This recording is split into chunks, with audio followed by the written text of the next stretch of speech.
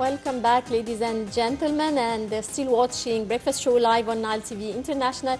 And as we mentioned earlier, we're going to be talking on the second topic of the show on our kids and developing their talents, and especially during vacations. How to develop our kids' talents during vacations is our topic for this segment of the show. And on this very special issue, we have with us Dr. Sana Sabit, development mentor.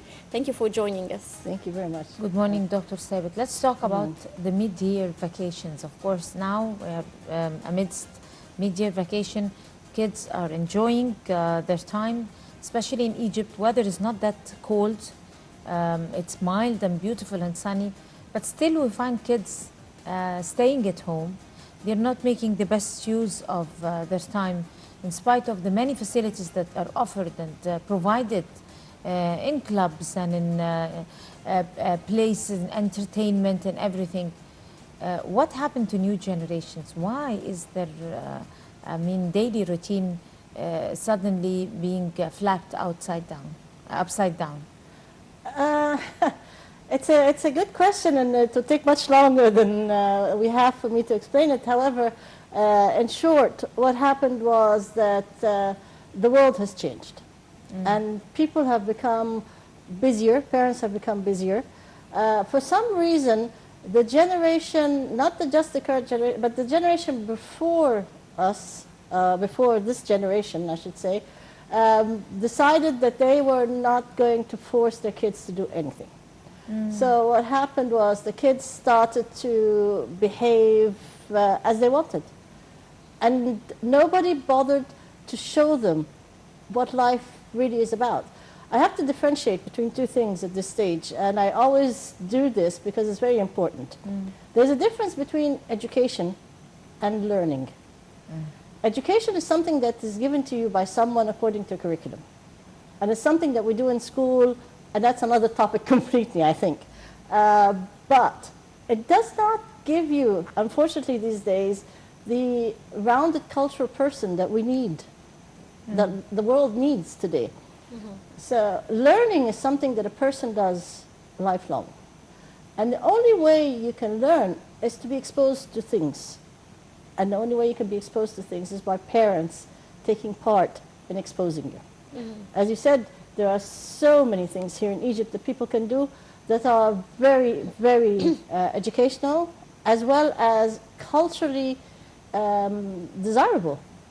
For example, they could go to the opera. The opera does a lot of cultural activities, and or they can go to other places. Parents can encourage kids, instead of staying up all night and Snapchat and Facebook and all of this. I would like here to interfere, and I would like to ask you a very important question.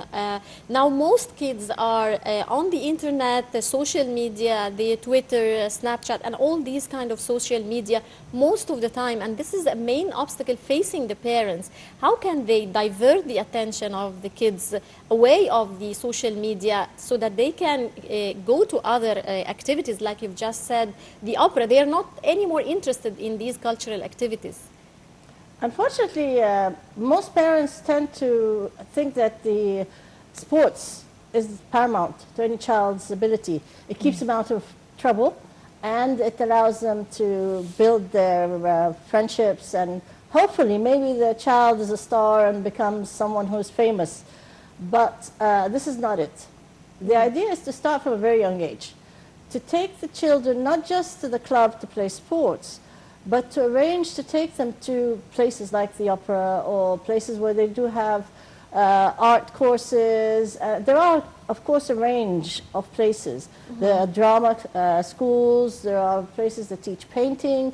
There is an awful lot of things that can be done here in Egypt. And as I say, it depends on the range. The simplest and cheapest being the public libraries. The libraries offer a lot of things. They allow kids to read books, they offer seminars, they do summer schools, they do school workshops during the holidays. All of these things help to develop a child's brain. By sitting on Facebook or Twitter or Snapchat, they're not doing that. A lot of people, they don't read anymore. And they tell you, well, I read on, Most on of the the net. new generation, they don't read anymore. And they tell you, I read on the net. Well, what do you read on the net? You know, It's just chatting. that's right. And they all sit there and they stay up until all hours of the day, and then of course they're sleeping until 4 o'clock the next day. And the parents are busy, they're at work, so they're not going to rock the boat too much. But what they really should do is they should insist. Other things that are really important is that involve your kids in charitable work. You know, go with them once, show them. Show them what's happening. Show them that there are people who are less fortunate. Give them this sense of altruism, or the sense that they want to help other people. All of this develops the mind and makes a person think. And if they are aware of their surroundings and what their country is really like, then they will be much better as people who can contribute to society. What type of programs do you offer for kids or for new generations, and what type of age do you target in order to be affecting or imposing what you're talking about? You can start from a very young age. You can take your child as young as 2 with you anywhere. You can go to the library, get them to feel the books, watch, listen to stories. There are audio stories. There are a lot of things. So you target from a very young age. Unfortunately now, because most of the kids have grown and they've gotten used to the system and the way of life, you have to retrain. Retrain? Retrain them. How can you do this? How can you retrain them? Well, usually they don't know. If you ask a teenager, what do you want? They say, I don't know. Even if you ask them, where are you going tonight? He says, I don't know. So the best thing to do is to expose them to as much as possible. To social activities and cultural activities. Exactly. Take them to the opera. Take them to a concert. The book fair, we have the book fair now, it's ongoing, and we've seen a lot of the youth attending the book fair actually, though they don't read.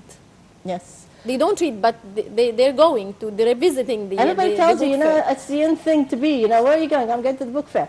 But why are you going to the book fair? Well, I'm going to see what's there, and probably... And some of them are buying the books and so on, but do they read? I don't think they read. They don't read. They're probably going for the tech, for the computers and the programs that are up.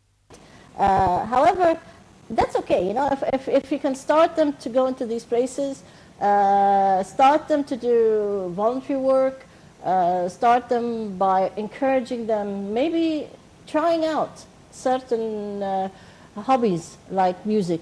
A lot of people like music, dancing, things that can get their imagination sort of going. aerobics and Yes. this kind of sports. Because a lot of young people, unfortunately, don't have imagination these days. This very sort It's because they don't read. They don't read. They're not exposed to the culture. They're allowed to sort of... they're geared towards the Facebook and Snapchat, and they're talking to people for online. hours and hours. And the WhatsApp. They're on their phones all the time. Conversation is dying, and it's very sad. It's within the same family. Conversation is dying because Absolutely. of the social media. I have to tell you, I myself actually WhatsApped my son in the other room in my house and to ask him to do something for me. And that's how we all do so. bad it's become. But I've always encouraged my kids to go with me to the opera, to try whatever it is they want to do. It doesn't necessarily mean you will like it, but it doesn't also mean that you go once and say, I'm not interested. Give it a chance. And then find out what's going on. There are a lot of things here in Egypt. Egypt is a wonderful place. It's a wonderful place if somebody just takes the time to find out what there is. Exactly. And as we have the majority of our population now as young people, they really need to start moving and doing something about it. Because they're the future. Exactly. But then, Dr. Sebit, how do you justify all that, these numbers, huge numbers of youth going over to the International Book Fair and taking a browse over the shelves of different publishing institutions and books and everything, regardless of the fact that they buy or no? But it's pretty busy there. And even if they buy, they don't read, actually. And this is the other day I wanted to take a look and go, and I couldn't because there were queues everywhere since the early morning. Thankfully, the teachers at school encourage them to go, and the universities. So it's something to do, and some of them are interested. We can't generalize that everybody's the same. There are people who read.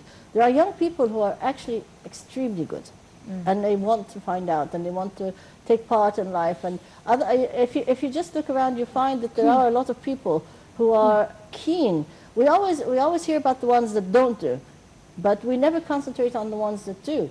But there are a lot of people, perhaps the percentage isn't as much as we'd like it to be, but if we encourage everybody to do that, then eventually we would have a very, very, very intellectual society and very cultural society, which we have always been. We just lost it in the recent 10 or 20 years. And how would you think we can discover the talents in our kids? By allowing them to do more than one thing. At a young age, you can't really tell. Sometimes they tell you I like drawing, sometimes they tell you I like singing. It depends on the fad. And of course, peer pressure is very heavy on this subject, because they feel that if my friend is doing this, then I want to do this.